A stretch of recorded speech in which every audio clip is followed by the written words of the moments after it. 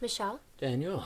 OG Rose. And we're going to be talking about Outside Catastrophes and Inside the Real, which was inspired by a conversation with Dr. Cadell Last, as many papers recently have been so inspired in many of these talks. Yes. So, very inspirational, Dr. Last. We appreciate love you, your work. We love you, Cadell. It's like a regular. We're your biggest fans. Oh, Cadell! It's like, Adrian! Like in Rocky, Cadell. So, yeah, we had this talk, Oh my and gosh, that you know, made me so we were talking about how you can have these different projects to save the world, Yes. and how that can function to keep you, say, dealing with the reality of your neighbor, or being able to, you know, learn to work in your marriage, or to not be a jerk every single day at work, and how these big projects to, you know, make America great again, or to stop global warming, or to bring the country together, all these different big projects, which all of them are important, all of them are good. We're not saying that they are bad, but they can become easily ways to make us feel like that we're making the world a better place, all while we ignore the actual world that we are in and the people that we are around. Right. Well, I think that's a great thing that the paper makes sure to mention and to emphasize, is that it's not a problem to want to make sure that, you know, the world doesn't like explode or something Sure. like that. Right. But the world is, you know, it's interesting because the world, what is the world? Right. Right. Like, what's your world? Yeah. You know, if you save the world at the expense of your own world, well, that's kind of still a death of a world. Right. Yeah, what's being saved, right? Right, exactly. And I think that what's interesting, it was when you were saying all those like slogans of, it's funny because it is it things that can be easily made into a slogan. Yes. And you know, you said this was also mentioned in the paper. There's all this kind of desire to, you know, make a difference, and you know, like there, you know, you see little posters around town, especially around like, you know, schools or institutions or things like colleges, where there's a side of like, you know, the future is bright with you, or you know, things like sure. and there's nothing wrong with that per se, but it's very easy to, like you said, be able to have this kind of social affirmation, praise to pursuing saving the world, or these bigger projects, right? That honestly don't. It's weird. There might be a whole lot of like meetings surrounding that. Yeah. But in terms of what that actually, like, it just makes me think of Key Club back in high school. Good old Key Club. There were more meetings for Key Club than there were service events. I mean, I kid you That's not. hilarious. I think I remember making posters more than I did actually serving. Oh yeah, absolutely. So I mean, this is obviously maybe sounds like some silly example. No. But I don't think that's too far from what happens a lot of the time. Well, Not always, but well, if you're talking about making the next alternative energy, Yeah. you can sit in a meeting with some college-educated people, have interesting talks, really be engaged. It's really fascinating and different things like that. Yeah. But when you talk about cleaning up the trash in the neighborhood, or you know, providing trash cans for your neighbors who are very grouchy and not very appreciative when you show up to help them, or paying for people's trash cans, you know, who themselves aren't willing to get, I mean, recycle bins, who aren't willing to get recycle bins, or to do the work of, say, going to the local government and getting the permits and putting together an actual system of recycling. That's all pretty terrible. You know, that's really hard, and nobody notices either. I mean, because, you know, you do all this work to, say, create recycling in Rustburg, Virginia, and then some college kid at a university is on the news because they've come up with this new initiative that they're going to present to the UN, and they get all these trophies, and everyone's like, wow, they're really doing something, and you're just putting recycling together in Rustburg. Nobody cares. You know, it's like, so, you know, when you're actually boots on the ground, nobody cares, basically, and it's very invisible. What you want to do is go to these centers of influence, these centers of appearance, and do these big macro plans with these big macro visions. Right. That, you know, a year later you look around and say, hey, whatever happened to that kid at the UN who was doing that big program? And it turns out nothing ever happened or anything like that. Well, right. Right. And like, let's just give the benefit of the doubt. Maybe some like huge headway is being made with certain research. Sure. So this makes me think of that. That makes me think of that show. There's this interesting show. I can't remember the name of it, but basically in the show, like I'm just giving the benefit of the doubt, okay? Let's say a lot of research is done. Okay, well, in the show, there's a mother figure, and she's a researcher. Yeah. Right? And she does all this research on these, strange robots that are, like, landing on the Earth, right? And they have these fights. And she wants to study them, right? Right? But the thing is that her son, she never really has any contact with him. Right. She really doesn't have a relationship with him, and she ends up almost sacrificing him for the sake of the research, which then ends up bringing the very enemy to the very location, the tower where she does her research. Right. So I think that little image there, that vignette of that mother and son, to me was very powerful. Oh, sure. And that doesn't mean, I think you have to, this is what's interesting, because as the paper mentions, you can really only know this for yourself. Yeah, right. It's very hard to see other people and be like, well, they're just a workaholic, or they're just, they don't care about their family. You can't know. No, you can't know. Can't know. But in the story, I think they wanted to draw out this tension of the fact that she was willing to, work very hard to try to figure something out and solve something. Right. But it ended up she never had a relationship with her son. Yeah, it made it worse. Yeah, and then it made it worse. So I guess what I'm going to say is, like, even in gaining the research, we have to ask, like, at what cost? Yeah. At what cost? And is that research actually not just making it worse? Well, and that's where the paper talks about the double trouble. Where you ignore what Lacan calls the real, the actual, in the name of this, what is called an outside catastrophe. This catastrophe that doesn't really involve anyone, but it's this overarching thing that you're trying to stop. The evil totalitarian ideology, the big crisis that's coming, but you're focused on doing it, and you're not paying attention to any of the actual people or actual lives around you, and you're focused on that thing, and by doing that you actually make you don't actually help the world around you, and you make things worse, so you quote-unquote have a double trouble situation. And the paper starts, talking about that part in the Brothers Karamazov with the old guy, the doctor who confesses to Father Zosima, and he says, I committed a terrible sin. I loved humanity and never loved individuals. And in fact, the more I loved humanity, the more I hated individuals. And he talks about how, and Dostoevsky was very concerned about this, because he saw in before the Soviet Union, the rising of these big mass nationalistic totalitarian movements where people loved humanity, but they didn't want anything to do with actual individuals. They loved the working class, but they didn't know any actual workers. And how really what they were doing was more of this kind of vision, this kind of ideology, this idea that they were fighting for, but it left behind the actual people it was supposed to help, and it didn't take account of the actual people, and therefore it failed, because whatever they tried to implement didn't take the real of people's lives into consideration, and so it ultimately proved fragile and did not work. Any massive project to make the world a better place that does not take into account the real of human existence, of individual lives, is going to fail, and in fact probably become a force of oppression and terror. And so Dostoevsky was very concerned about how a love of humanity could come at the expense of actual individuals. And what the paper's talking about is how, in the same way, projects to save the world, projects to stop catastrophes that are top down, as opposed to bottom up from the lived experience of everyday life, is not going to help people, and in fact will probably make things worse. We keep talking about the real, and what we're talking about there is Lacan's the real, which is just the fact that human beings are irritable. They don't understand their own desires very well. They misunderstand the people around them constantly. They are tired. They are grumpy. I don't know what that. What do you? What does tired what's mean? Tired mean? Don't ask Haven. Well, Haven wouldn't know. The kids wouldn't know. So the real of human experience, Dr. We'll talk the emphasis on the three: birth, sex, and death, like these very concrete human realities that it's very nice to talk about humanity because it's so clean. There is no birth, sex, and death. There's no excrement. There's no dirty. Exactly. There's no work. It's just humanity. It's so nice.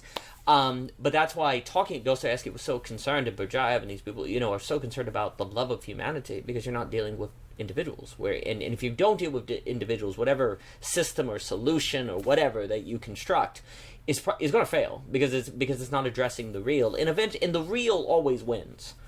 human nature, the realities of sex, death, and birth, they always come through. They always pierce through whatever system you make and prevail. And so if you don't take them into account, you're not only is your system going to fail, it may destabilize whatever previous system existed that maybe not perfectly, but somehow manage those pre-existing things. You know, there's the big game A, game B discussion. So a concern would be if you construct a game B that doesn't take seriously the realities of sex, death, and birth, well, then you may replace game A that has somehow managed those tensions, however imperfectly, and that's not to say there's not things that need to be reformed in game A, you know, college monopoly on credentials, the rationality of invincibility and self-destruction, those papers and different things, but it is to say that if you don't take the real seriously, efforts to create a game B may destabilize your game A and give you an even worse situation. Now, to say that game B actually fails in that way, I would have to, we'd have to read every paper and say that, so we can't necessarily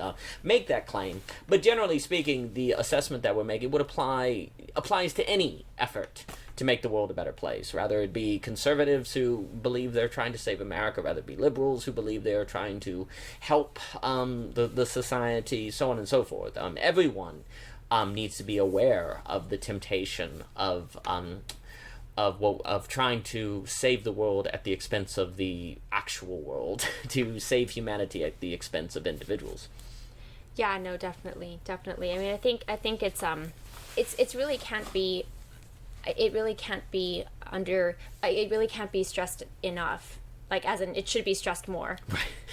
I'm like, what is the wording for this? I'm so sorry. See, a real human who makes mistakes. Human. That's right. That's exactly right.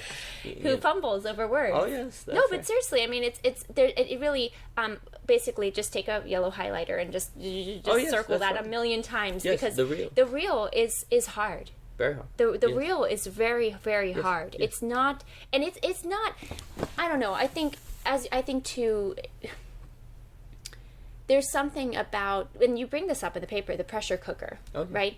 Of life, the quotidian, the day in, day out, the daily. And you just really can't know what that's like until you're in it, in the thick of it. No. And then you're kind of like, oh, wow, you know. And this doesn't make it's still something that, this is the thing, you have to choose it. Yes. You have to daily choose that and choose to open yourself up to the beauty that's in the uncomfortable, in what kind of sometimes rubs you the wrong way, or what is loud, or whatever it is, smelly. I mean, we're talking like diapers. Yes. I mean, and that's the great thing is that we can't avoid these things. We can't, like you said, it always wins, right? Mm-hmm. The real always wins. Yes.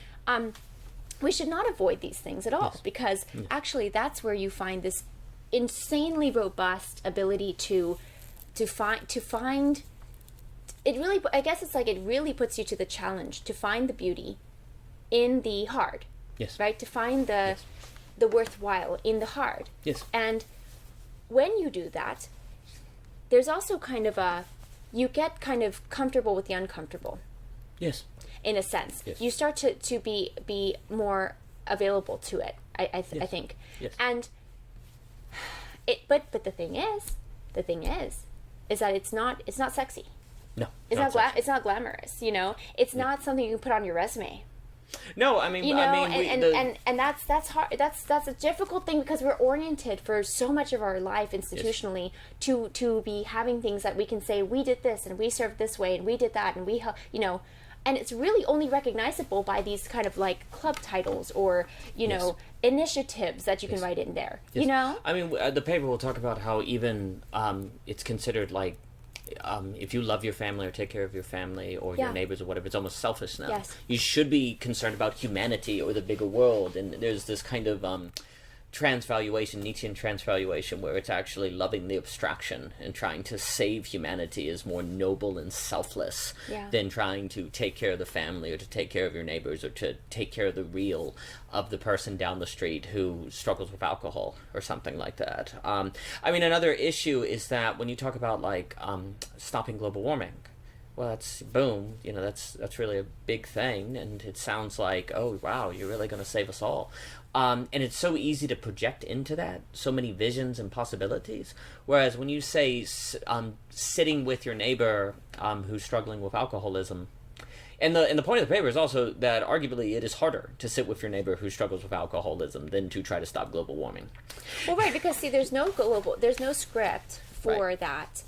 I think everyone would concede that, like, you know, I think you'll hear in kind of just the small talk where people are like, oh, that's so nice, and you know, it's kind of like, oh, like, wow, you're so, like, you're kind of, you know, there's kind of a there is in a way an affirmation for serving. Yes. But it's not quite the same.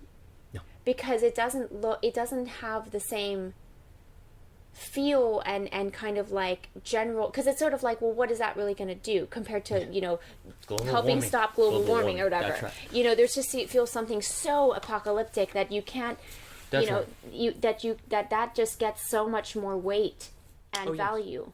Yes. And it's almost like, well, what, you know, why are you talking to, you know, Jim about his drinking problem, or just even just being with him? Yes. You know, a lot of times, like, helping people is just literally to be an unjudgmental presence for them. Just being around. You know, just being there, right. having a genuine relationship with them. That's right. And see, a genuine relationship, though, what is, you know, it's so hard to quantify how that helps the world. But that's right? another reason why there's incentive for, say, global warming, or to Right. stop that, or a game B, or you Right. name it, is Right. because you can have a paper on Medium, people can read it, you can make presentations at colleges, Say you a can lot have, of stuff. you can get titles and different things, but you're not going to put on your resume sat with Jim. You know, you can't really put on your resume sat with Jim. And you see, the issue is, if it is indeed the case that, say, fighting global warming, which no one is saying global warming does not exist, or it's not, alternative energy is not important, but again, fighting global warming can have you sit with some cool college-educated people and have these neat conversations and get a grant and et cetera, et cetera, et cetera. Where it can be very intellectually challenging, sure. But sitting with someone who has a drinking problem, or being friendly to someone with a drinking party, is full body. It's not just your brain. You have to, like, it's your emotions, your temper. You have to, you know, you have to be willing to maybe you went to Princeton and you have a high IQ, and Jim wants to talk about the football game. And you have to learn to talk about the football game when you don't want to talk about the football game, because that is Jim's love language, or things like that. You know, so being there in the real of Jim is, quote unquote, full body. Where, say, figuring out, you know, how to raise money for a conservative college to bring back conservative values is just an intellectual challenge. Or fighting global warming is the example we use. You know, that is a intellectual challenge, but not a full body challenge. And so, very problematically, if the society gives all of the incentives to, say, fighting global warming, or these big efforts, well, seeing as that is arguably easier, or at least not full body like doing Jim, then everyone's going to do that because that's where all the honor is, and you don't have to face the real. Because the thing is, Jim can make you suffer the Sardian gaze.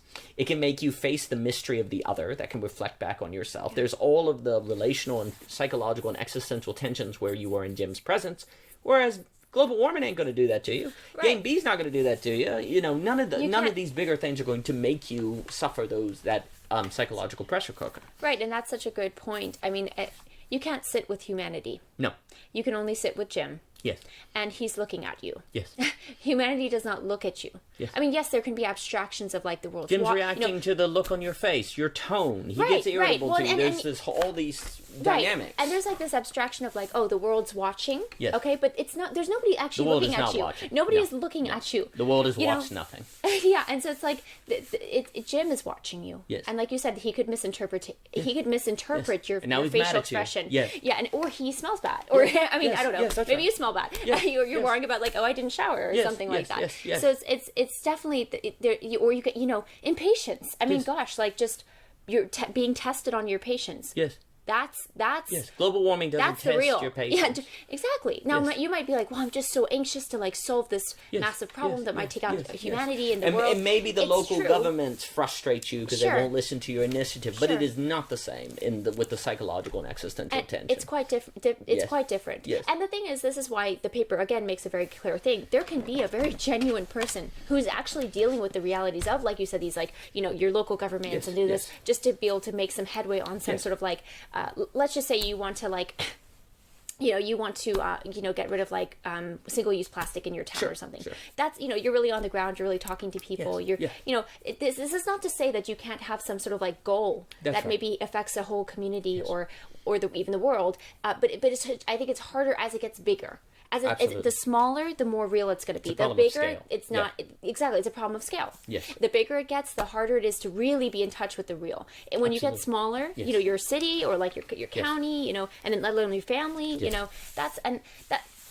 that's where you really get to encounter the real. And what I really love about the paper is with this idea of like the great inside. Mm-hmm. We like live with the inside of our minds, and then there's you, and you have your inside, and it's hard when those kind of Venn diagram, right? Like it's hard enough to deal with your own inside. Then you have like the Venn diagram where they overlap, and you're kind of like, now I have to try to, just to be able to understand yourself, let alone another person. It's like you're saying, there's just endless misunderstandings, endless different frameworks. Even though you might be from the same culture, you have different family cultures. You have different interpretations of a word, and so it's very, and that's where you really have the real and the encounter with the real, and the having to persist through the difference. Absolutely.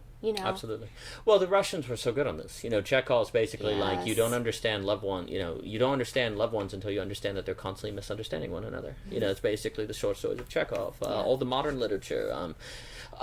You see that in Joyce's The Dead. I mean, you have to have a profound understanding that human beings do not understand one another, and that the more they love one another, the more prone they are to misunderstand one another, precisely because they care, so they get intense, they're like too focused, and then people change how they respond to being overly focused on, and then people shut down. There's all these extraordinarily complex dynamics, and you can never access the inside of other people. Yes.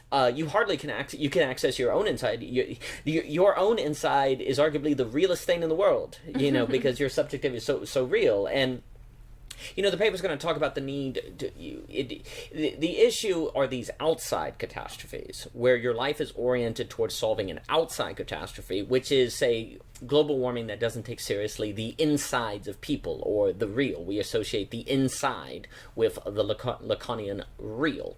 And so the issue is, it's not that the problem is not, say, someone who says, I want to stop global warming.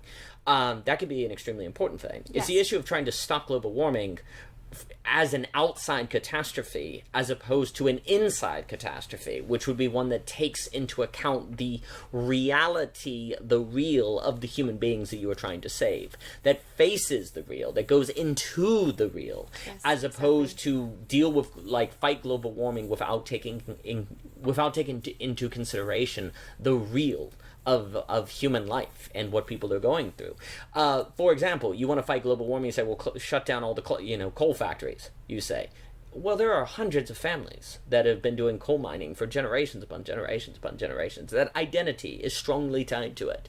And if you say, well, we'll just give them different jobs, well, they're all going to be addicted to opioids next month, and the suicide rates are going to be through the roof. But you say, well, you got to break a few eggs to make an omelet, and that's I'm so glad you bring that up, that expression, because you had that great conversation with Telesbound. Yeah. And I think that was there. You guys had a great discussion and really dug into this idea where it's like, well, we're going to have to we're gonna have to make some sacrifices along the way. Yeah. Okay, would you like to be the next sacrifice? Yeah, and what is that going to be you? And what does that look like? Yes. And can you still achieve what you're hoping to achieve without making that sacrifice? Yes.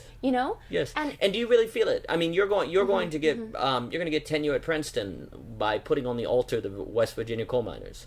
You're going to sacrifice their lives, and thanks to their blood that you make them bleed, you get praise, you get social acclaim, you get status. There's something quite terrible about that. That's something quite awful, and how convenient that you came up with the idea and that you benefit from it without facing the real.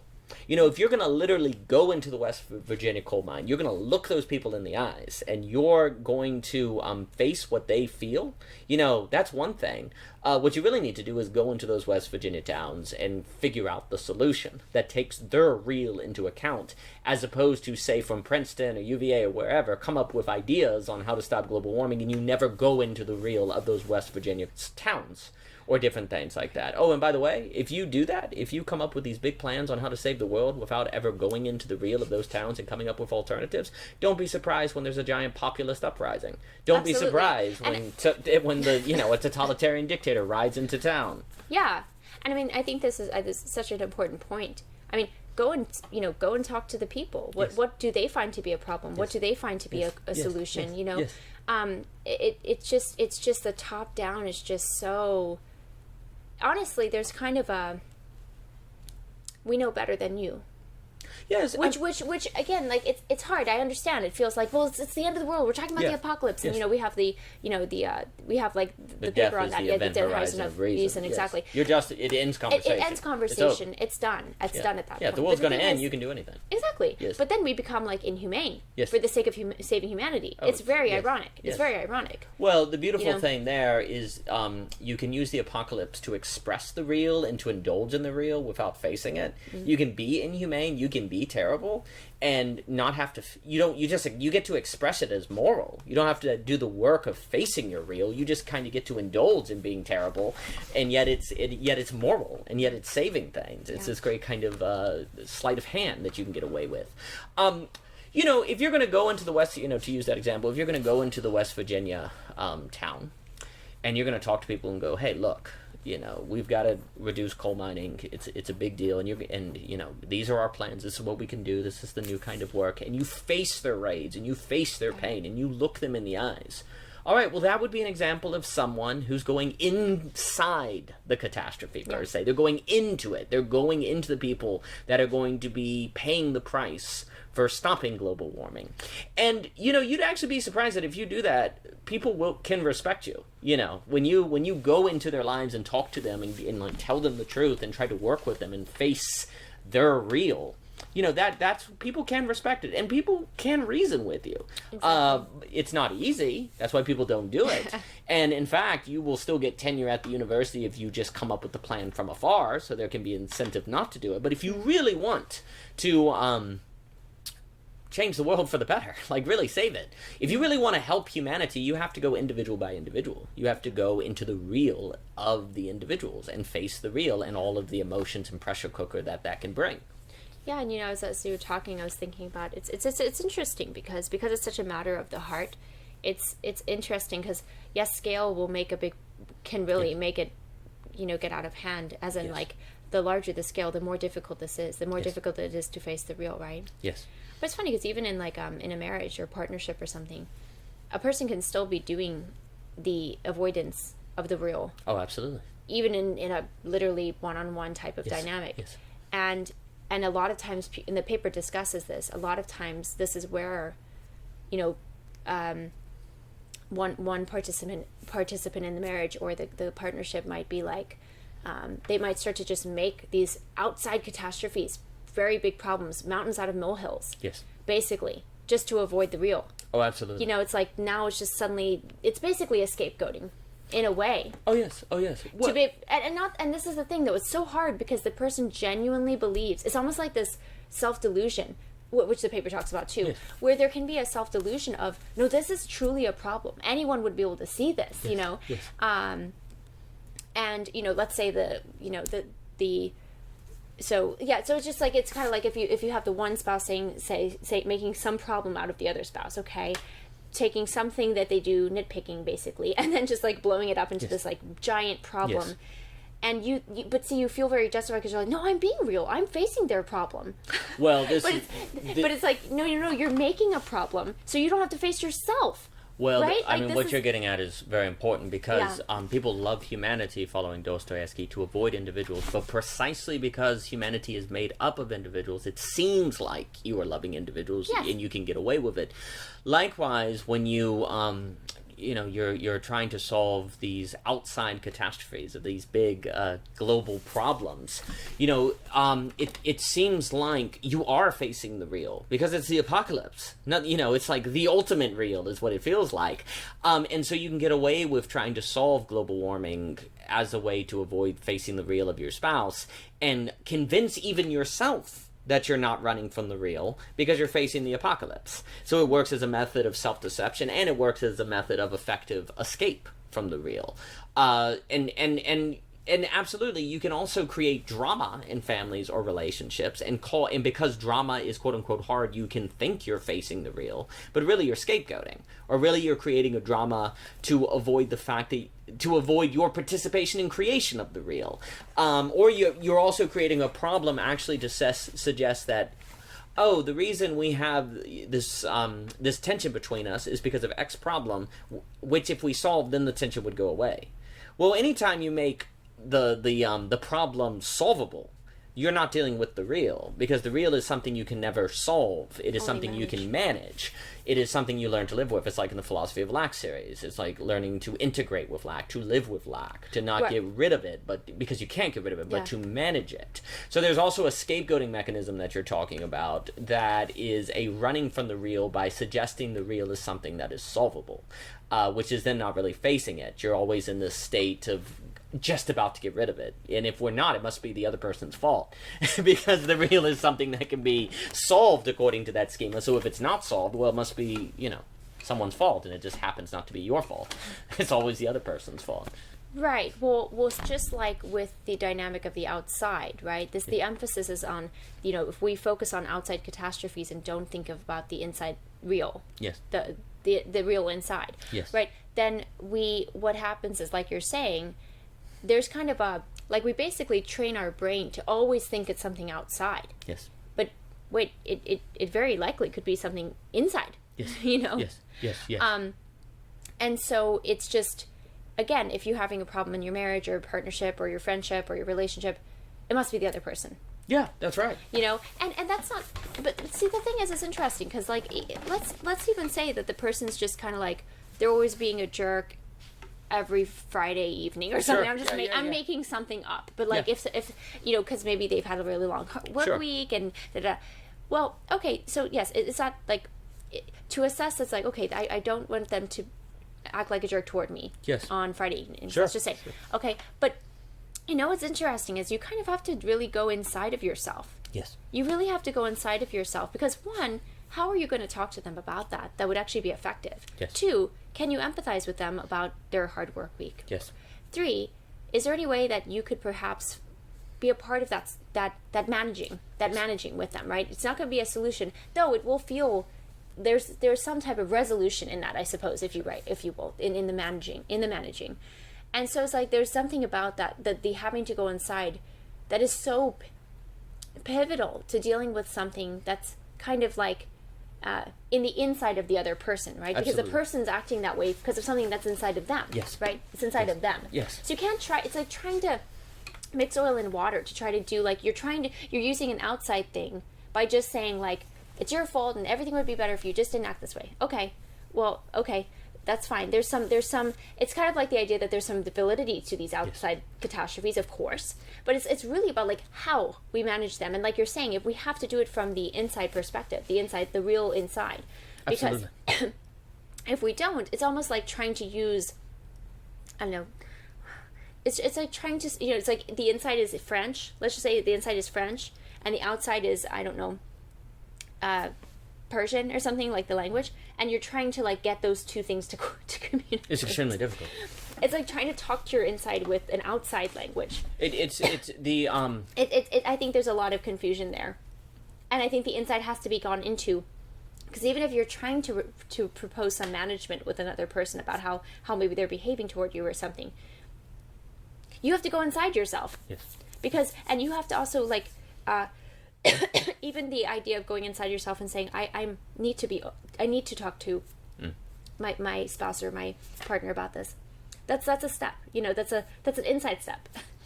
Yeah, I mean, what you're describing is everyone carries a room around inside of them, I think, is a phrase, Kafka's Blue Notebooks or something. And something like everyone carries a room around inside of them, and sometimes late at night when someone is passing on the cobbling of the street, you can hear the wobbling of a mirror, not quite fastened entirely to the wall. And it's this idea that everyone has this kind of space inside that they try to, in that space, know themselves in, but the mirror is not stable. And so it's moving, and so they're struggling to know themselves, and it's a room that you can't even access, and different things like that. It's very complex.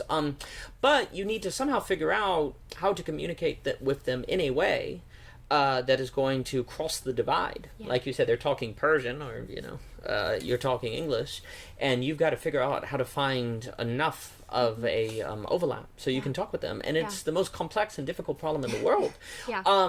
And in any effort to save the world that does not take this problem seriously and make it center, like the center of the effort, if the effort is not built from this problem up, it's basically doomed. If you don't take We were with Unoya, the community, all these different community centers and different things like that. There was a lot of people in Charlottesville talking about building different communities and different things, and living together in communes and different things, and all of the, clearly there's work to be done in that area, and people need more community. Everyone is atomized and trying to. It's very difficult to create communities. So these are very noble, important efforts. But whatever community you're going to build, you have to take very seriously that sometimes people are in a kitchen and they don't want to see anyone. And when somebody comes in, they don't want to talk. They're in their heads, or, that people will not do the dishes when it's their turn and they're supposed to. And that there's so much that goes into a space. And then if you have to constantly negotiate who does what with 20 different people, and some people feel like they shouldn't have to do X because they cut the grass yesterday. And so all of these negotiations, and it's just complex, and then people get irritated, and then all of these different things. If you don't construct your community with that in mind, with the tendency of human beings to be irritable, for example, and there's many more things that could be said, you're doomed. It will not work. It's only a matter of time before it collapses. A lot of the communities will start, they'll be great for a few weeks or even a few years, and then they'll disband. They fall apart. Yeah. It gets into issues like love and sex and responsibility and work and all these different things, and people are like, oh, well, we'll just won't be competitive. And this is obviously a lot of with the Game B or with the Dark Renaissance, where they're talking about, well, you really have to take seriously the fact that humans are naturally competitive. It's not so easy to make them non-competitive. Yeah, and, I listened pretty recently to that Parallax discussion with Mr. Jim Rudd, and, he was talking about the idea that if there was a big solar flare, EMP, knocked, the entire global socioeconomic order could be destroyed, or you had a big volcano going off, and, kind of talking about this idea that when you have a super complex society, a single black swan could cause untold devastation. And there's, so the idea is you need a Game B as something that would survive that unforeseen black swan and be able to keep going. And I'm very sympathetic to that effort. I'm much more sympathetic to that effort than kind of the idea that, we need a society where there's no competition, or that's one with nature, or different things like that, because I think you have to go back and see how quote-unquote Game A formulated, which is dealing with the reality that nature is trying to kill you. It's trying to freeze you to death in the winter. It's not merely, it's easy now when we read, say, Genesis, say go have dominion over nature, and we're like, oh, well, that's terrible because it feels like an unfair fight. We could easily beat the crap out of nature. But we got to remember, like, for most of human civilization, like, the idea of having dominion over nature, that was like, there's no chance. Nature's way stronger than we are. Nature's gonna take us out. Like, what is God saying here? This is a tough command. And so, it's easy now to think about that we've mistreated nature, but nature is very difficult to live with. The reason you're cutting down trees in the forest is because if you don't, you will freeze to death in the winter. So you need the heat. So it's a complicated story. And also you can look at, say, Dietrich McCloskey on economic history, where Game A and competitive dynamics have created the technology that very well might make Game B possible, or has given rise to the modern world, and so on and so forth. And Mr. Rutt did acknowledge that. He said, Game A got millions of people out of poverty, so that was good to hear. So again, I'm not anti Game B or the effort or the thought, because I'm quite sympathetic to the idea that thinking about the problem of fragile complexity, I think that's a very genuine problem, in the same way that I'm not against thinking about how to stop global warming, or how to stop injustice, or how to quote-unquote save the world. Right. The issue is thinking about these things from any starting position other than the radical inside of human beings, that room we all carry around inside of, the incredible difficulty of the human real. Any effort to save the world that doesn't start with Jim's alcoholism is a problem. Right. And any effort to create a Game B community that doesn't take seriously the fact that human beings are irritable. Human beings are difficult. They are competitive. One of the reasons Game A worked is, if we're speaking quite generally, is what it came up with a pricing mechanism and means of competition to direct people's pathos, is the language that Dr. Last and Raven and Bard and Owen will use, used in that Stoic conversation. It figured out ways to use pathos toward the constructive, toward the improving people's lives. Quite a difficult accomplishment. And then you have the whole system of pricing mechanisms that figured out the coordination of resources, which is one of the most complex and difficult problems known to man on how to effectively distribute resources. And Game A figured out how to do that, however imperfectly. And if you don't start with those realities, the radical difficulty of distributing resources, the complexity of that effort, and the fact that human pathos is there. There has never been a successful effort to train human beings out of it entirely. You can't do it. They talk a big game, but then when it comes down to the actual living of the real, it doesn't take 3 weeks before they're at each other's throats. And that's what the Russians all wrote about. That's what Dostoevsky warned about. There's all this talk about brotherly love and humanity and saving the working class, and then when you're actually in the presence of the workers, you want nothing to do with them. Because they, what's the example? He talks about, I think in Demons or maybe chewing, they chew with their mouth open, and you get annoyed, and you don't like them anymore. You want to save the working class, but when you're actually having lunch with workers, I mean, my gosh, how, they're so uncultured and uncivilized. And Thomas Sowell talks about that with intellectuals. Intellectuals are all about saving the working class, but then whenever they're around the working class, all they do is talk about how stupid they are.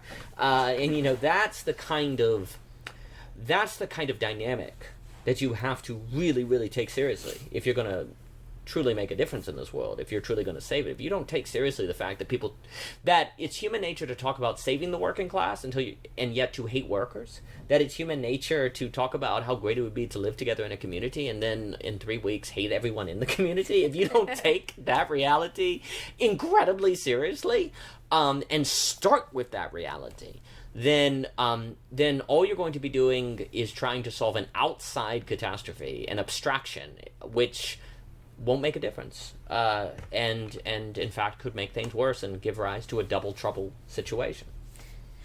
Yeah, no, that's all so good, Daniel, and I wonder. I mean, I don't want to get off onto a tangent too much with. They're the best kind. Yeah, right. Well, 2 things really quick. It's almost like whatever you want to save, you should go spend at least a month with it. Yeah, with it, truly with it. Let's take the global warming example. Yeah, okay, right. What does that mean? You want to save. Technically, you kind of want to save the Earth so that humanity will be able to keep. Yeah, that's right. So it's like, okay, this means you should go get your tent. Yeah. And go live in nature. Go live in nature for a month. Yes, that's right. That's not to go one way or the other. It's to go and experience the Earth. Yes. Go very and close. Very closely. Very close. Very closely. Absolutely. And that can just the only thing I could think that could do is to help inform your saving. It's not that you would stop necessarily. That's right. But it's that it would inform. It would actually inform. What exactly are you doing, right? What are you trying to save? Well, you would be balanced. How could you save it necessarily? Well, you'd be balanced. I mean, one of the problems is a lot of people say live in cities and want to fight global warming, and that there's nothing wrong with cities. But for example, in the country, you know that nature could freeze your pipes, and now you have a crisis. You got to figure out a way to keep your pipes warm, or you're not going to have water. And there's all the. Oh, just the vermin. Just kidding. Yeah, vermin or mice or snakes or all these different things. And, you love nature and you get to, go outside and it's extraordinarily beautiful and you're around it. And there are plenty of studies that show clearly that one of the great causes of human misery is not being around nature. But the thing is, it's like if you spend a month in nature, okay, you understand the power of nature. Oh, yes. There is something so insanely powerful, and like you said, nature will win. Nature will win over nature's us. Gonna win. It's we don't absolutely have a chance. going to win. Yes. And yes, does it break my heart to see nature destroyed? Yes. Yes, it does. Yes. Does it break my heart to see excessive waste, pollution, etc.? waste, Pollution. yes. Yes, it breaks Yes. my heart. Yes. Absolutely. Yes. But nature is extraordinary. It is extraordinary, and Yes. it is so powerful. Yes. So much that it can teach us. And I think sometimes just to have a sense of more of what exactly is it that you are get to know what you want to save. Yes. Because it's only going to inform your saving, right? And I think that could only better shape the real that you need. Like you said, you need to put it at the epicenter of your saving, right? You can't put it somewhere outside it. Like, you know what I mean? You can't be talking about saving nature and then never really experience nature. Well, because right? you're just simply not balanced. Yeah. You're not balanced, and you don't realize how difficult it is. I mean, when you live on a farm and you really see the thunderstorms and you see the lightning and you see the wind. I mean, the wind really hits you. Then the idea of there being superstorms due to global warming is quite terrifying, and you do realize how big of a deal it would be. Yes. At the same time, you also realize that if you don't have heating, when you go out down to the river and you see the flooding, and you don't have, say, the chainsaw, like there's some laws in California, for example, that want to ban certain motors that you can use in your hand saws. The hand saws that California wants everyone to use to stop pollution is basically going to be useless for, say, cutting trees off the line, or the work that you would need to do in order to make the farm operate and to take care of the things that you need to take care of. So there's this fine balance. You realize how devastating thunderstorms can be, but you also understand that you need heavy equipment in certain situations to really do the labor, the work that you need to do. I can't imagine having to, with the weed, some of the motors we're talking about doing, we have to do so much weed eating and different things. I can't imagine being required to use some of the engines that they're talking about for a weed eater. I mean, you would never get the work done. You wouldn't be able to manage it. The poison ivy would take over. I mean, ticks would be everywhere, because ticks get worse as well if you don't cut all the grass and different things. So you get balanced. I mean, our relationship with nature is a tragic one. It's a trade-off of competing goods. We have to figure things out. It's not a simple solution. But in the same way, we talk about nature as if we're going to kill it, as if it's possible for humans to kill nature. Maybe even if you had a nuclear war and the entire Earth was devastated, in 1 billion years, it will be like nothing happened at all. Right, and I think this is the thing. It's amazing how much nature can recoup. Yes. If you let it, yes. right? So that is why it's important to understand what types of practices we're doing. Yes. With agriculture, with the industry. Yes. Right. It's important to understand what are we doing. Yes. What are we doing with our foods and pesticides, et cetera, et cetera? Yes. Yes, it's important to understand what we're doing. But it's amazing that when I talk about the power of nature, it recuperates itself. Yes. So incredibly well. So incredibly, it's unstoppable. It's unstoppable. Yes. And it's like, I think to me, there's just such an incredible testament to what the earth can do in and of itself. It's almost like, who are we to think like it needs us? It's very interesting. Yeah. We I mean, basically the argument. But yes, obviously there are things you can do that are better, are worse or better for the earth. Yes, that's true. That's very true. But this is the thing. If you have this kind of, it's really always kind of that's the savior complex, right? Yes, it's the savior complex. The savior complex, though, strangely enough, you're not in touch with the complexities of nature itself, of this tragic relationship, right? Yes. And that's really essential to really actually, if you want to save nature, to do it well. Well, right? the issue is, for example, there's this funny thing that can happen, say, that I understand in China, where, and you actually see this now in the Winter Olympics, where, for example, the big ramp is located in the middle of all these smokestacks. And it's kind of weird because people are like, why in the world would you locate this ramp with all these smokestacks? They're hideous. But what you fail to understand is that for a lot of Chinese, the smokestacks are kind of beautiful. And in fact, Westerners would go to China and want to look at nature, whereas the Chinese want to, they'll make a point to go visit, as I understand it. I'm not an expert on this, but as I understand it, you'll actually have in these countries where people will make a point and talk about how beautiful, literally the smokestacks and stuff is. And the reason they do is because it's the power lines. The power lines are different things. And the reason they will is because they're this means we're not poor. This means that we're no longer poor, and we're no longer, kind of living in the mud huts in the wilderness, in nature. And there's this kind of idea that they're symbols of we're free from nature, actually. And that's so. It's so interesting because for human beings, for most Westerners, seeing nature is where we're oh, finally. But for people who are forced to live in nature on $1 a day, it's the smokestacks that they find aesthetically really beautiful. Interesting, yeah. Now, of course, the smokestacks, again, they are obviously a lot of people are talking about we need to save nature because it's going to kill us if the ozone layer is destroyed in these big storms, right. Obviously. But you have to take seriously in your discussions about living with nature or learning to have a cooperative relationship with nature. You have to take seriously that there are millions upon millions of people that think smokestacks are beautiful because they were forced to live in nature, non-industrialized civilization for a long time, and they know how incredibly hard it is. And that is the real that your effort to stop global warming must start at. That is the reality that if you're going to save the world from global warming, you have to take into consideration. And simply talking about the Eden-esque Rousseauian state of nature that we need to return to and find happiness in, as if simply leaving our cities and going out to nature, that's going to be like a kind of revelation where we realize how silly game A is, because that is the impression the Stoa video gives. Now, again, I think when we look, when I go back and read some of the papers of Jordan Hall or some of the game B people, it's more complex than that. Yeah. But whatever video you decide to put out as your main presentation to the world, and I think that was and is a major presentation to the world, you have to understand that that is what people are going to be operating according to and thinking according to, and it creates an impression of a getting back to nature is going to be part of the solution. Yeah.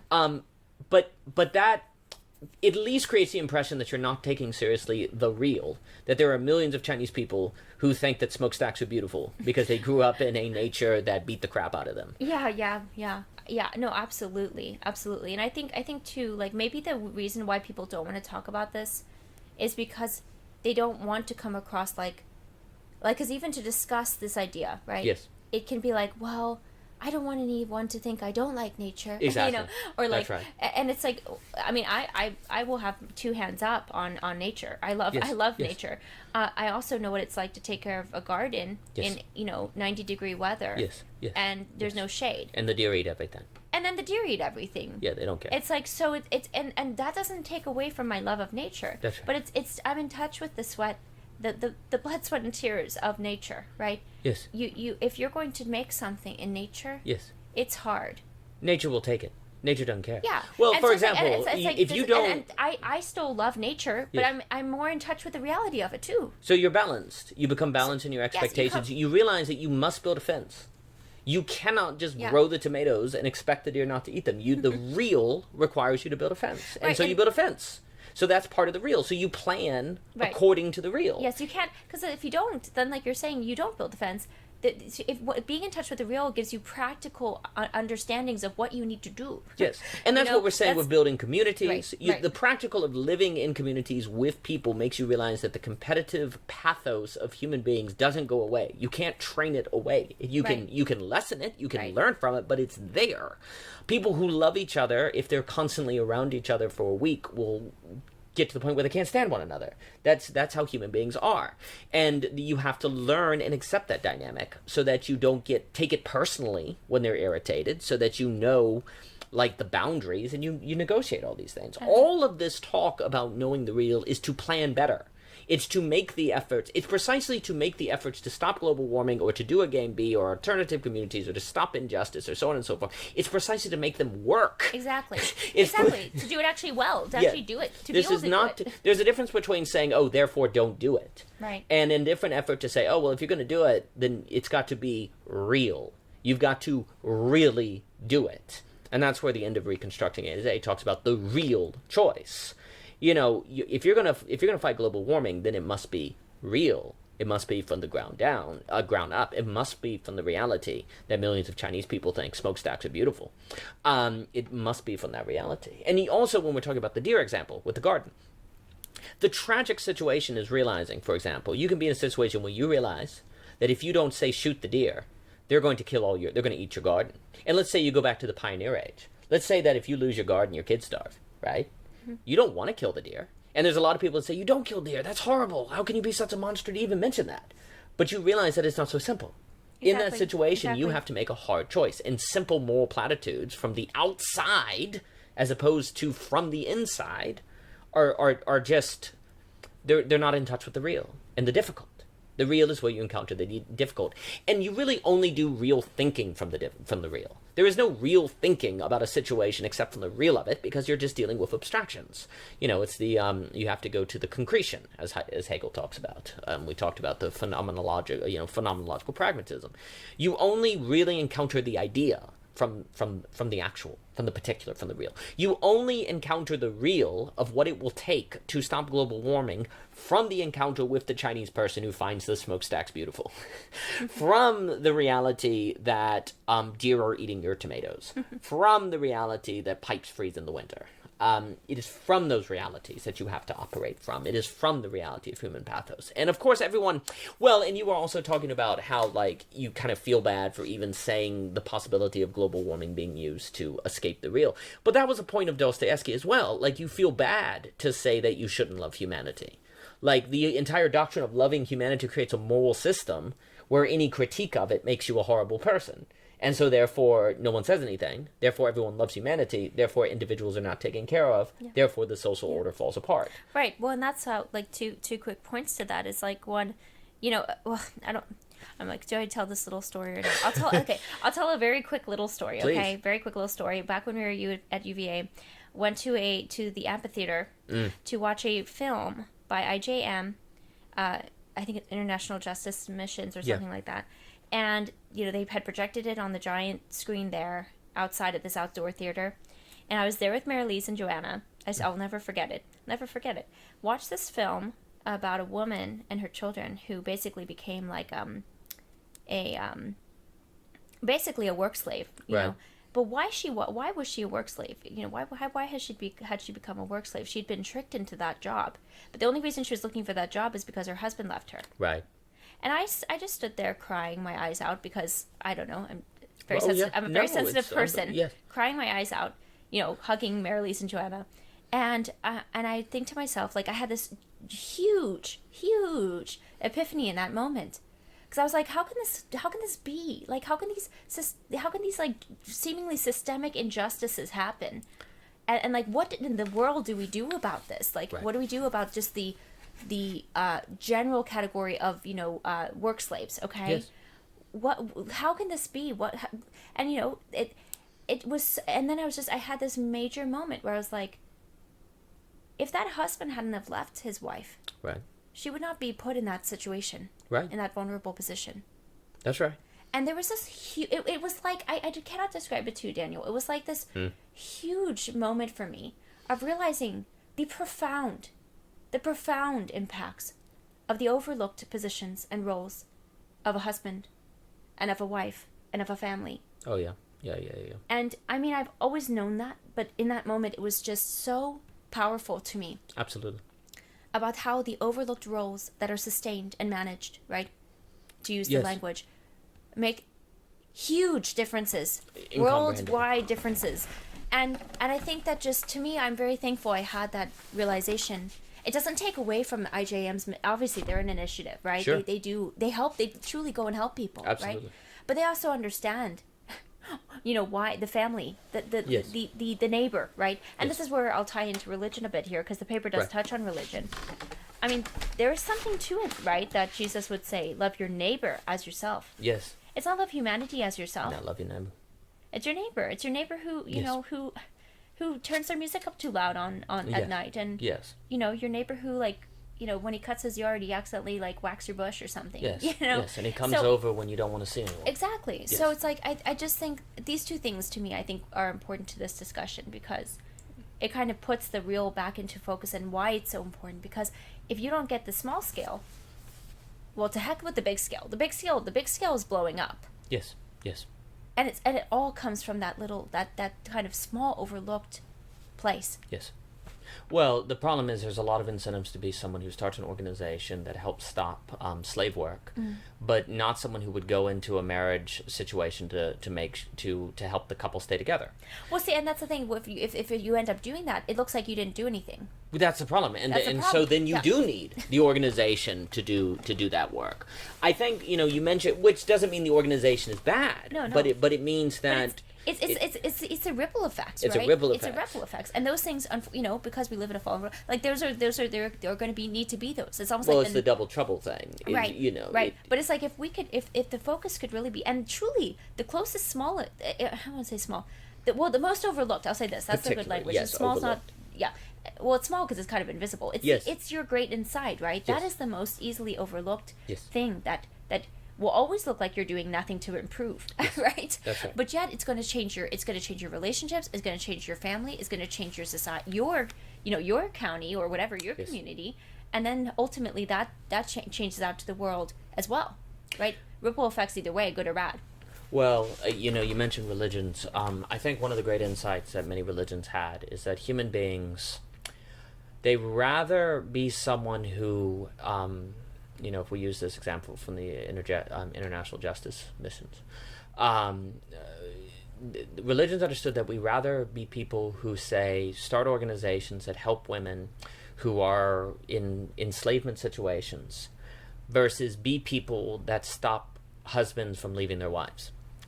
And that sounds like a small distinction, but the issue is that the work of stopping, because it's probably the case that you can only maybe help two families or maybe just one family, and in order you would have to go into that family and encounter their real and their problems and messiness. That would be really, really hard. Mm-hmm. And maybe you could only help one family, maybe two at most, and maybe none. Maybe you would go and try and realize that, oh my gosh, people are really difficult, and you would fail. Right. Religions kind of understood that we rather start an organization, because organizations, we can get titles, we can be seen, we can feel better, we can feel like we're doing something, and so on and so forth. Now, that doesn't mean an organization is bad. No, yeah. But it does mean they have an important role. They have a very important role. The issue is that religions understood that if you don't have like this constant check and balance, every Sunday you have a sermon reminding you of pride. Every sermon, you need to pray every single day to like search your heart, because man, I tell you what, you've got a tendency, you're a self-deception machine. That's a phrase that Dr. Lass used. You're a self-deception machine. Mm-hmm. You're pride-based. Yeah. Religions are like, you naturally do everything in your power to escape the real. And you got to be careful that you're not using these organizations or love of humanity to do that. Okay. Because if you do, then no one's helping the husbands and wives, so the husbands are leaving. And you have this entire disaster, and that can. But remember, churches are also teaching that like running a church can be used to escape Jesus.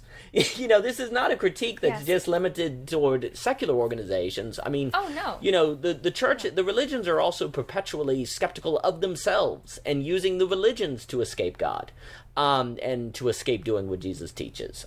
So religions... Either they get skeptical or they get comfortable, and then they are using that as an escape. And then you have all the scandals and different things you see in religion. So, there's this really deep understanding in religion of... and of course it depends on what religion you're talking about, but there's really deep understanding that human beings do everything in their power to avoid the inside, to avoid the real, but to do it in a manner that makes it look like they're not running from the real, which simultaneously gives them status, praise, and pride, and identity, and all these things that we want to feel like stable selves, and to get support from our community. And so religions were very, very good, or at least could be very good, at training us to be self-skeptical, to avoid those tendencies.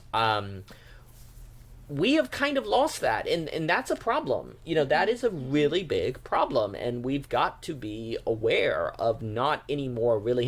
we talk about the loss of institutions in society, how institutions... We also don't really have an institution that teaches us to be very, very deeply skeptical of how much we're actually facing the real. Institutions to train us to be aware of our self-deception, to be aware of how we can use efforts to save the world to run from the world. That's an institution we've lost in losing religion, and that puts us at a lot of danger. Yeah, no, definitely. Well, I mean, as you were talking, I just couldn't get it out of my head, like this idea of, when you pray, go into the room and close the door behind you. There's something there is just some emphasis there on the introspection, the taking the time to kind of assess yourself again. Not to have some sort of self-loathing or condemnation, but really to really assess yourself and your inside, right? Yes. So that you're kind of prepared and ready to interact with the other insides that you will come into contact with. Yeah, and I mean, religions were like, we may not like it, but there were even doctrines of like hell and damnation if you don't do these things. Like if you don't really engage in very deep self-skepticism, and if you don't go love your neighbor and face their alcohol problem, there's punishment. And we can say, well, that's no good. You should just do it for intrinsic motivation. Okay, well, that's all lovely, but, we need people to do this. And, well, we can idolize that. Wouldn't it be nice if people would just will to do it without fear of eternal damnation or something like that? But that's all easy to say. Yes. When you actually are putting together a society, it's an incredible challenge challenge to convince people to do the real. In the same way that, you were talking about the husband leaving the wife, we have to understand that a lot of religions put huge emphasis on marriage as sacred vows, Yes. as lifelong vows, Yes. and of course that could be used for evil. Of course that could be used for oppression and patriarchy and of things like that. But there was also a really deep understanding that men will leave women with children. They will just leave them if they don't have a fear of hell. If they don't have like a doctrine of needing to to seek salvation, to do what is right. And to face and overcome sin, then men can leave women, can leave children. And that's going to lead to situations where women can end up in slave situations, and so on and so forth. So there was a real emphasis on keeping people together in marriage, because if not, well, you could have a problem. Wasn't it interesting? Because gee, that would be a whole other conversation. But even this idea of damnation or something, right, for not doing these things. Well, there's a kind of damning that happens even in just doing the act itself, right? Oh, sure. Like there's a kind of hell you thrust your world into, yes. Right? Your wife and your children and yes. yourself. Oh, yes. Yes, yes. To stick on that example, right? Yes. It's a type of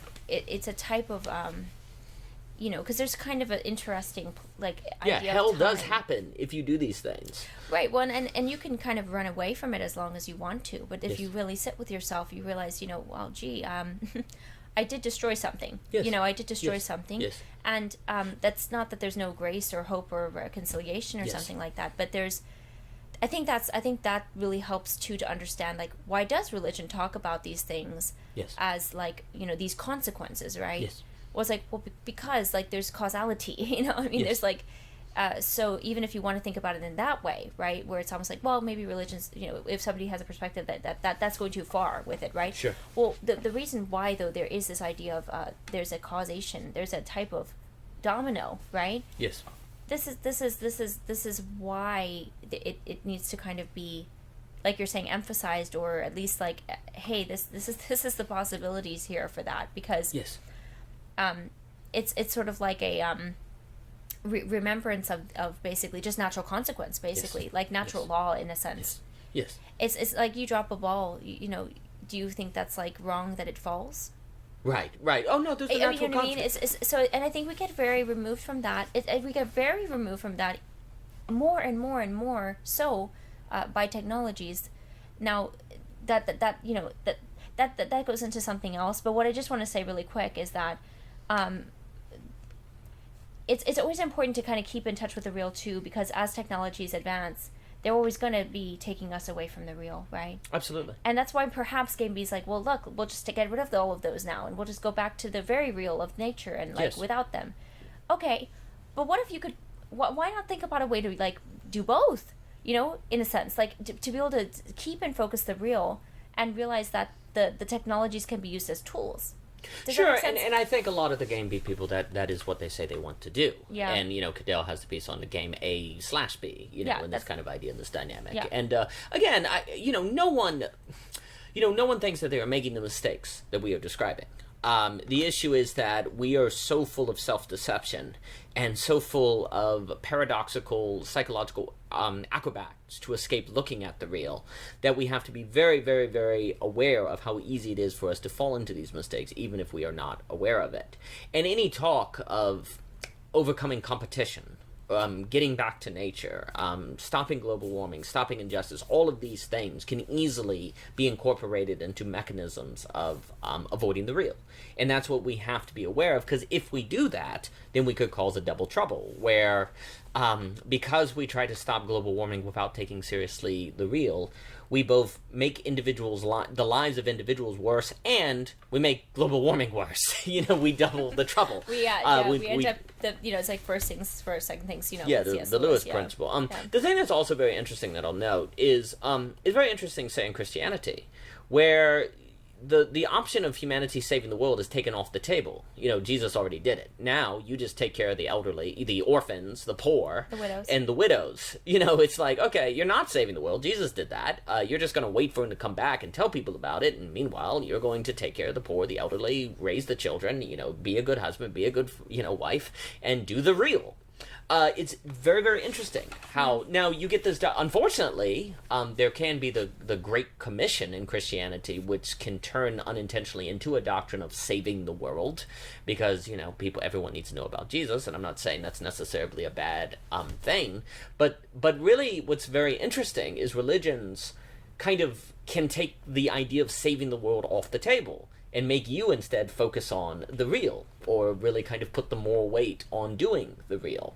Now, of course, the counter would be, well, that's really bad, Dan, because, then people aren't worried about, say, global warming, because they're like, well, in fact, global warming's good, because that means if the world goes up in flames, Jesus will come back. That could be like in the some of the rapture doctrine that almost makes the apocalypse a good thing. So yes, there can be a dangerous side to that, but it is interesting that there was almost a wisdom in some of in religious thinking that if human beings are given a space in which they can feel like they can and should save the world, they're going to prefer doing that than taking care of orphans and the widows and the poor and the hungry, per se.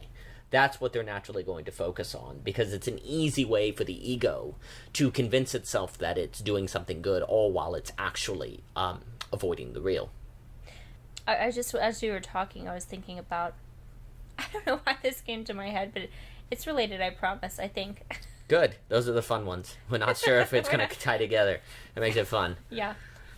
But I do think that sometimes there is a frustration with the religious and maybe Christians and like in America, because they're kind of like, well, see, you don't care about the earth because you're just like, well, God will take care of it. Yeah, that's right. And I think that's understandable. I think, though, the thing is, if you get, again, this is kind of like getting in touch with that which you, even, like, it's interesting. So, okay, this idea.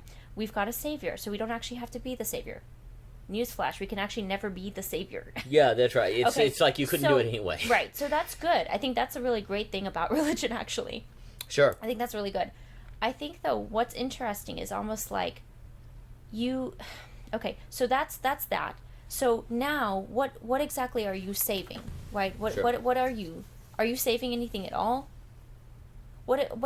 So it's like maybe the language can shift then. It's not really about you saving, right? Mm-hmm. It's about the back to Adam. It's about the dominion, right? Yeah. It's about the managing. Yes. And if you understand what you are managing, then you will I don't know, think about the fact that, like, if you use chemicals on your lawn, like, that's going to impact your family and like your you're going to think about the environment, or like the environment, right? I mean, the more that's it's in your hands or very near to you, the more it's going to impact you. The more it's going to make you think, oh, gee, maybe I shouldn't do that. Yes. And I don't know. I always think about trash. Like trash. Oh, sure. I don't know. Every time I throw something away, I think about it. I do. Oh, yeah, I do. That's good. And I'm just like, it's hard for me, because it's like, what is this?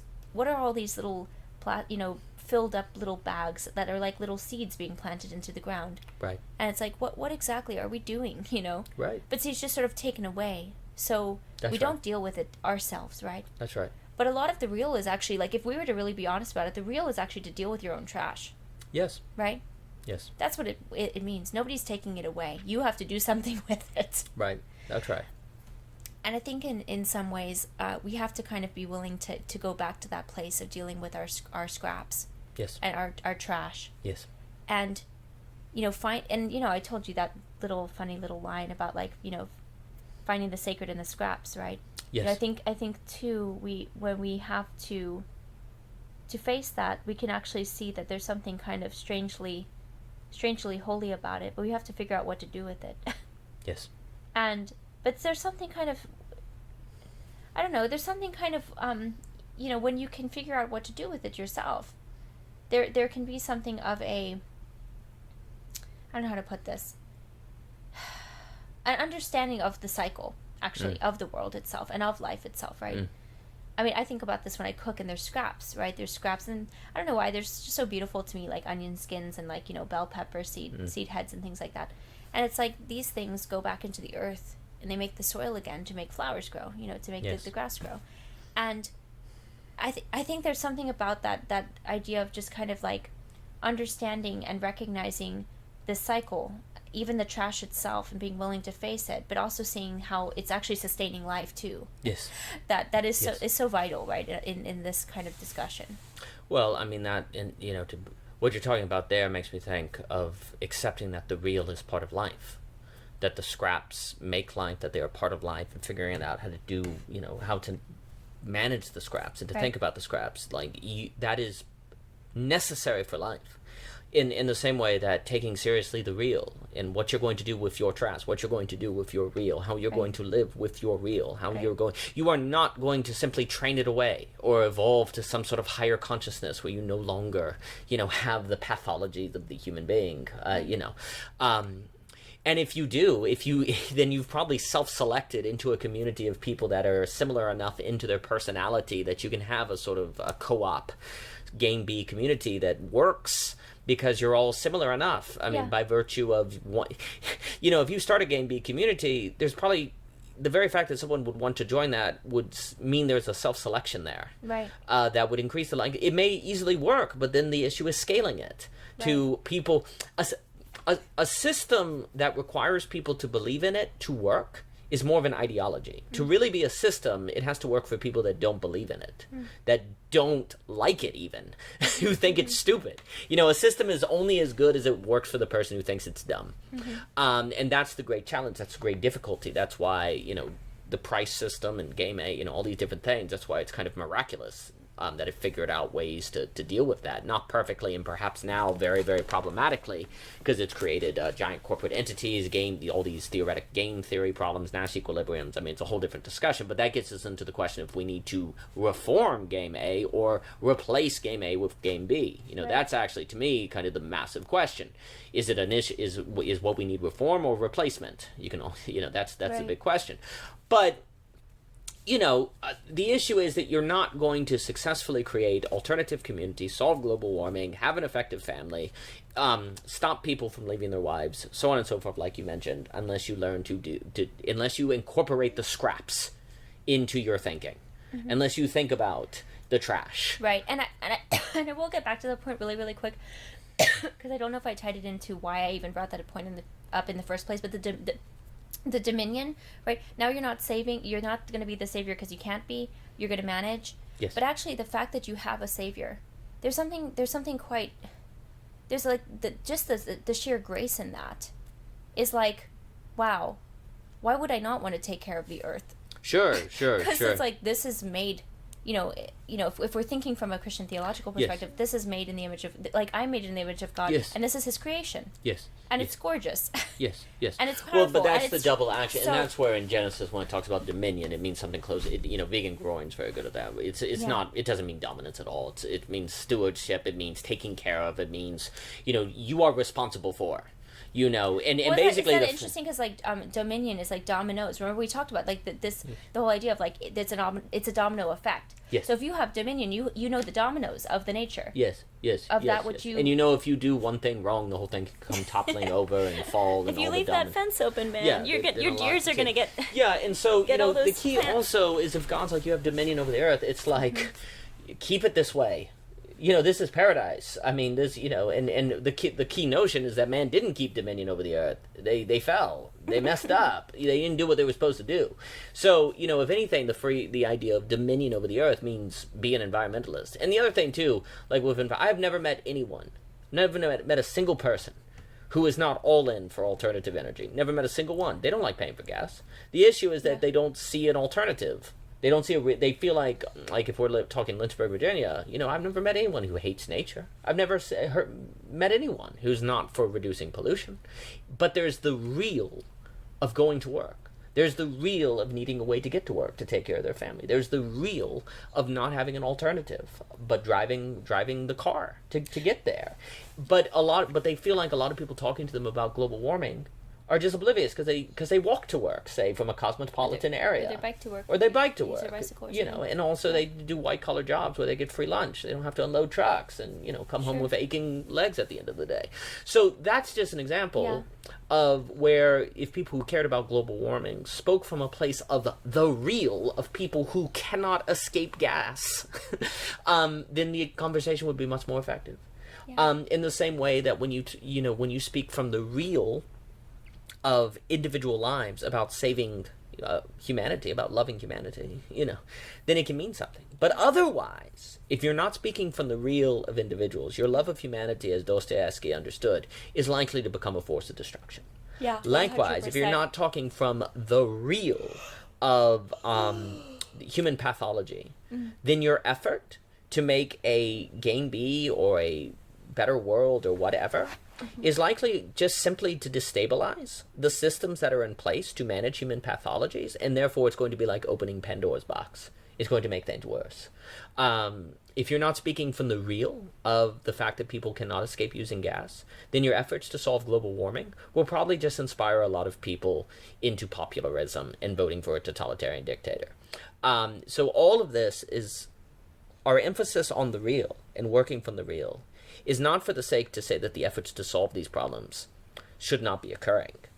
It's to say that the only possibility of these solutions to actually work is by starting from the inside the real, as opposed to operating outside of it. That's great. That's great. Yeah, so if you'd like to check out the paper, you can go to... Yes, okay, it's on Medium. Substack. We have a Substack now. We're cool kids now. We jumped on the Substack, train. Because people were like, Medium is so behind. But Medium added that thing where you can, it will like read your paper.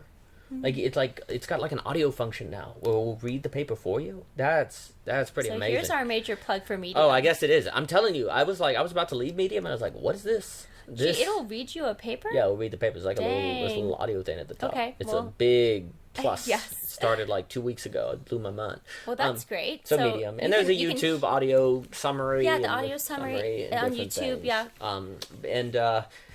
Again, thank you to Dr. Lass for the inspiration. Yes. Go to his YouTube. It's everything you need in life is there. Yes. And, thank you for your time. For more, go to ogrose.com. Go to Anchor, Twitter, Instagram. And thank you so much for your time. Thank you.